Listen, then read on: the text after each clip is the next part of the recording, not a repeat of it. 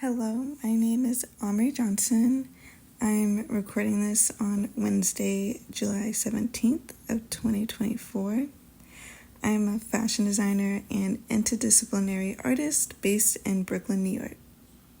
I would say my background is a blend of different cultural influences. My maternal family stems from the Bahamas, and I was raised in Central Florida as a Bahamian American. So my work draws heavily from botanical shapes, Caribbean colors, and indigenous philosophies from both regions. Because of the principles I was raised with in both the Southern and Caribbean and very spiritual household, I focus on creating human-centered work that can have a positive impact. Basically, my goal is to always create work that can empower my communities and offer real-life opportunities to Black and Caribbean artisans, and that's why I use natural and traditional materials to ensure that I can maintain that cultural longevity and inclusive sustainability. However, as much as my work is influenced by the Bahamas, it is just as much inspired by my upbringing in Central Florida and the rural areas of the American South. Florida's unique juxtaposition of the tropics and southern life has shaped who I am today and is pretty pervasive in kind of how I navigate and show up amongst others. There's this contrast yet harmony that Florida has, which is reflected in my work, and there's this overlap in faith and social etiquette from growing up that are actually pretty evident in my art form and my family who has migrated to the States. And because of this, I've learned resourcefulness and the core of true sustainable practices. These values and indigenous practices, which have always been inherently sustainable, drive my art and design work today.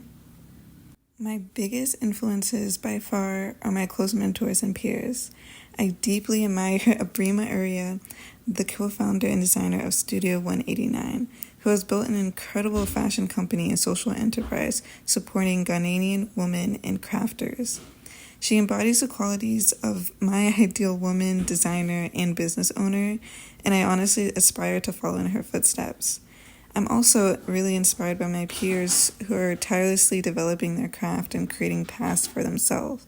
I have immensely talented friends who are successful artists in the Miami art scene, such as Susan Alvarez, Cece McMonagle, and Zoe Schweiger, as well as designers here in New York who are working with major fashion labels while building their own brands. Right now, I am focusing on turning my practice into more of a full-time endeavor and really diving deeper into entrepreneurship. I've been fortunate enough to work with some large companies for both my art and design practice, and now I really want to refine my craft and strengthen these relationships that I have. I'm also working on a new art series and fashion collection inspired by the American blues music genre. For me, the biggest challenge of being an artist is creating a routine that holds you accountable to accomplish the goals that you're setting for yourself. It's also really challenging to balance the creative and spiritual aspects of the practice with the need for a consistent system that meets the analytical business requirements, especially when you're trying to be full-time and scale your practice into a career. The advice I would give to my younger self is the same advice I would give to myself now, which is to have faith. I still remind myself of this every once in a while, and I think now during this transition period, I'm reminding myself of this a lot. But just to let myself know, have that affirmation that I am good enough as an artist and a designer, even if there are things I'd like to improve.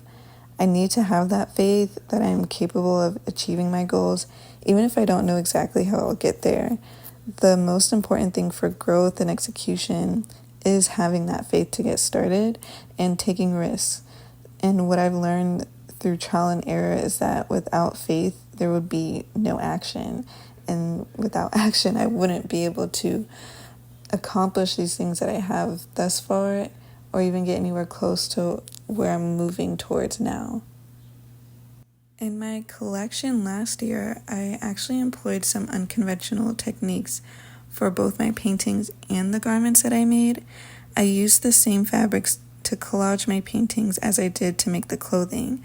I also collaborated with Bahamian artisans to create Androsia hand-batikked fabrics using wax stamp printing and natural dyes. I also infused all the textiles with topical medicinal herbs to impart a healing and calming property, and additionally I wanted to incorporate banana leaves and straw to create two very unique one-of-a-kind tops. I often listen to music while working because it significantly influences the themes and concepts of each art piece and overall collection. As a visual artist, music helps me articulate my thoughts and feelings that I otherwise would usually just depend on an image. And for example, this next collection I'm developing is deeply inspired by American blues and jazz, because they both are known for their ability to convey emotional intensity with various narratives.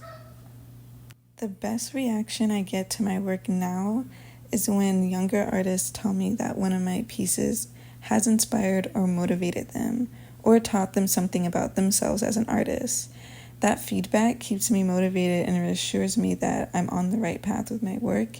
And it also kind of is a give and take whenever I'm doing mentorship to students, because not only am I able to impart some of my experience, but they are giving me a sense of value and purpose in the work that I'm doing. I hope people take away a sense of connection and recognition from my artwork. I want my pieces to resonate with their personal experiences and values, and I want it to inspire them to appreciate their own stories. I also hope to spark a deeper conversation on the importance of our people when it comes to sustainability concerns. There are many marginalized communities overlooked across fashion and fine arts supply chain and are being ousted out of the conversations that can end up impacting them. Ultimately, I want my art to be a catalyst for reflection, growth, and positive change in both the individual and communities, because that is essentially what the process of making art is doing for me. Thank you so much for having me on Art by Artists. If you'd like to learn more about me or follow my journey, you can find me on TikTok, Instagram, and YouTube at Ahmrii Lorraine.